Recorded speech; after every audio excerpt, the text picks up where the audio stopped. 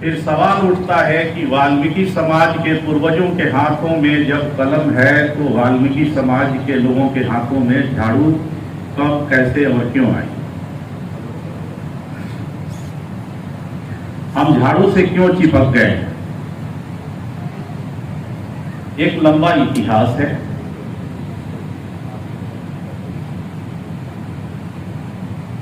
इतिहास की तरफ थोड़ा पीछे ले जाना चाहता हूं। इस देश में 712 ईस्वी में मोहम्मद बिन कासिम नाम का मुस्लिम आक्रमणकारी सिंध पर हमला करता है और धीरे धीरे इस देश पर विजय प्राप्त कर लेता है। लगभग 1000 वर्षों से अधिक इस देश में मुसलमानों का शासन रहा। मोहम्मद बिन कासिम से लेकर के अंतिम मुगल सम्राट बहादुर शाह जफर तक मुस्लिम शासन रहा। मैं चूंकि हरियाणा की धरती पर आया हूं तो एक बात बताना चाहता हूं। जब हम वाल्मीकि नहीं कहे जाते थे, हमारी जाति में के साथ वाल्मीकि का जाति प्रमाण पत्र नहीं मिलता था, उस समय हरियाणा में चूहड़ा नाम से सर्टिफिकेट मिलता था। बुजुर्गों को मालूम होगा, हमारे लोग चूहड़ा या चूहड़ा कहलाते हैं। मैं हिस्ट्री का विद्यार्थी रहा हूं। चूहड़ा शब्द की उत्पत्ति कहां से हुई है उसका जिक्र करना चाहता हूं। मुगल साम्राज्य के संस्थापक बाबर के द्वारा एक बहुत ही प्रसिद्ध किताब लिखी गई है जिसका नाम है बाबरनामा। बाबरनामा में अध्याय 55 में लिखा गया है कि सैनिक दल के लोगों को चूहड़ा कहा जाता था।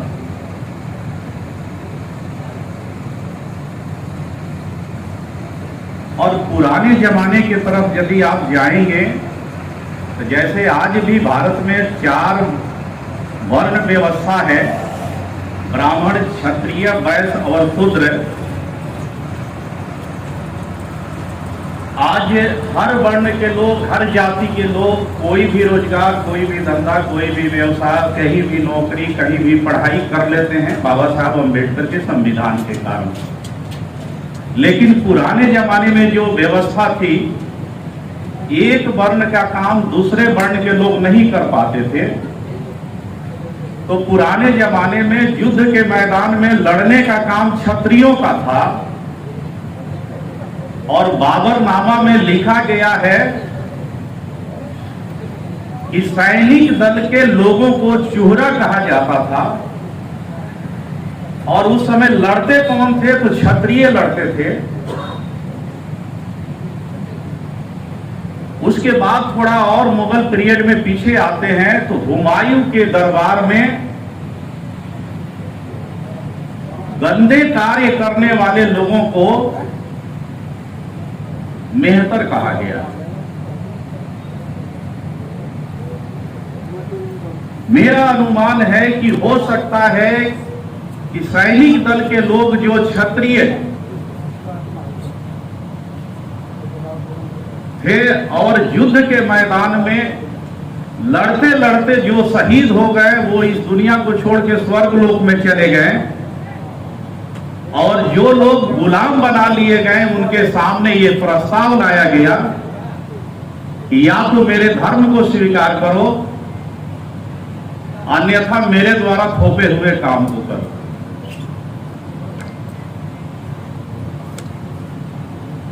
हमारे लोग अर्थात आज के वाल्मीकि समाज के लोग, कल के चूहड़ा समाज के लोग क्षत्रिय समाज से आते थे, युद्ध के मैदान में लड़ते थे। लड़ते लड़ते जो मारे गए वो तो इस दुनिया से चले गए। जो शहीद, जो गुलाम बन गए, उन पर 2 ऑप्शन दिया गया, या तो मेरे धर्म को स्वीकार करो अथवा मेरी गंदगी साफ करो। हमारे लोगों ने गंदगी साफ करना मंजूर किया, लेकिन किसी के धर्म को स्वीकार करना मंजूर नहीं किया। उन्हीं वीर योद्धाओं के हम औलाद हैं, उन्हीं वीर योद्धाओं के हम संतान हैं। किसी जमाने में हमारे हाथ में भाले थे, कृपाण थे, तलवार थे। हाथ हमारा वही है, हथियार बदल गया है। किसी जमाने में भाले, तलवार, कृपाण के जगह पर आज झाड़ू ने ले लिया है।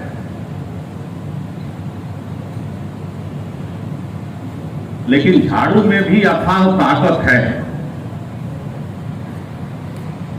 झाड़ू चलाने वालों के नाम पर ब्राह्मण समाज का एक व्यक्ति एनजीओ बनाया और पूरे देश पर में सुलभ शौचालय खोला। हमारे लोगों को सफाई वाला बनाया, अपने लोगों को पैसा वसूलने वाला बनाया। तो हम अपने पुराने हथियार को भूल गए, तलवार, कृपाण, भाले, बर्छे को भूल गए और नए हथियार जो हमारे हाथों में आए, इस हथियार के बदौलत भी हमारे अंदर एकता नहीं है कि हम इस देश के शासक बन सके।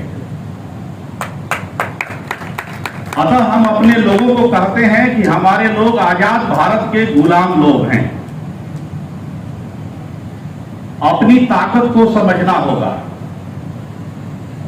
यदि हम अपनी ताकत को नहीं समझेंगे तो दूसरा कोई भी व्यक्ति, मैं दावे के साथ कह सकता हूं, आपका हक अधिकार देने के लिए आगे नहीं आएगा।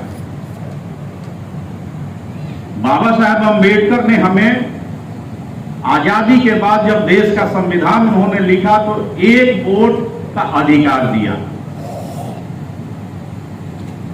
और अक्सर कहा जाता है कि चाहे रानी के बेटा हो या मेहतरानी का बेटा, भारत का संविधान सबको एक वोट देने का अधिकार दिए हुए है। यदि हम अपने एक एक वोट का इस्तेमाल सही ढंग से करने लगे तो हमें ये मांग पत्र देने की जरूरत नहीं पड़ेगी। लोग आएंगे और आपसे पूछेंगे कि बताइए हम आपकी क्या सेवा करें। गोलबंद होने की जरूरत है।